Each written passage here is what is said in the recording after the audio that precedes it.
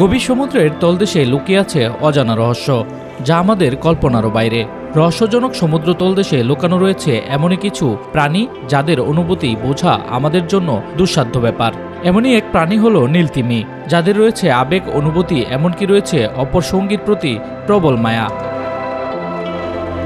তিমিকে সাধারণত বলা হয়ে থাকে সমুদ্রের দানব। এই বিশাল দেহের প্রাণীটি পরিচিত মায়াময় প্রাণী হিসেবে। এরা কেবল এদের বুদ্ধিমত্তা নয়, বরং পরিচিত এদের একে অপরের প্রতি মমতা, শোকের বহিঃপ্রকাশের জন্য। পরিবারের জন্য শেষ চেষ্টা করতে এদের যে লড়াই, তা জানলে যে কারোরই হৃদয় ছুঁয়ে যাবে। নিজের পরিবারকে বাঁচানোর জন্য লড়াই করলেও এরা নিজেকে একসময় মৃত্যুর দিকে এগিয়ে নিয়ে যায়। পৃথিবীর সাথে সকল মায়া এরা স্বেচ্ছায় পরিসমাপ্তি মেনে নেয়। আর তাই অনেকের মনে কৌতূহল তৈরি হতে পারে, কেন তারা স্বেচ্ছায় মৃত্যুর দিকে পা বাড়ায়। বিভিন্ন কারণে এরা নিজেদের মৃত্যুর দিকে এগিয়ে নিয়ে যায়। এর মধ্যে একটি কারণ হলো বৃদ্ধ হয়ে যাওয়া কিংবা অসুস্থ হয়ে যাওয়া। নিজের সময় ঘনিয়ে আসছে এমনটা অনুভব হলে এরা পানির নিচে একেবারে পানির গভীরে চলে যায়। এ সময় তাদের শক্তি ফুরিয়ে আসে, যার কারণে এরা শিকার করতে পারে না। একসময় এরা নিস্তেজ হয়ে পড়তে শুরু করে।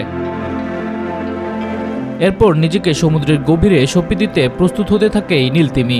কিন্তু পরিবারের অন্য সদস্যরা এ সময় চেষ্টা করে তাদের পাশে থাকার, এমনকি তাদের বাঁচানোর শেষ চেষ্টাটুকুও চালিয়ে যায়। বিজ্ঞানীদের মতে যখনই এই নীলতিমিগুলো শিকার করতে অক্ষম হয়ে পড়ে, তখন থেকেই মূলত এদের অন্তিমকাল ধরা হয়।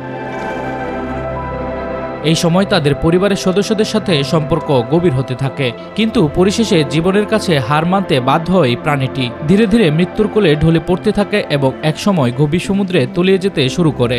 মৃত্যুর পরেই তাদের জীবনের পরিসমাপ্তি না, এরা মারা গেলে নিজেকে বিলিয়ে দেয় অন্যান্য প্রাণীকে বাঁচিয়ে রাখার জন্য। তিমি মারা গেলে এদের দেহে সমুদ্রের নিচে চলে যায়। তখন অন্যান্য প্রাণী একে ধীরে ধীরে খেয়ে ফেলে। ফলে সমুদ্রের নিচে থাকা এসব প্রাণীর বেঁচে থাকার মাধ্যম হিসেবে তৈরি হয় তিমির এই মৃতদেহ। এভাবে মৃত্যুর পরও এরা নিজেদেরকে বিলিয়ে দিতে থাকে।